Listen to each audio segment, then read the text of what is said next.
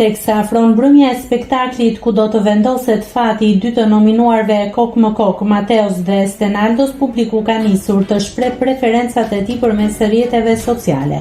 Së fundmi, aktori dhe ish-banori Big Brother VIP Yul Deda ka zhvilluar një sondazh në llogarinë e tij në Instagram, i cili ka grumbulluar mbi 17.000 vota në total.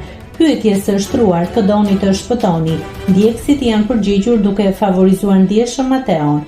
Sipas shifrave të publikuara në imazh, Mateo kryeson me 62% të votave, ndërsa Stenaldo numëron 38% të mbështetjes. Bazuar në këtë matje publike, Stenaldo rezulton të jetë banori më i rrezikuar për të lënë përfundimisht garën, duke ndarë këto të dhëna në Insta Story. Deda e shoqëroi imazhin me shkrimin: "Rezultati i sondazhit tim modest dhe falas."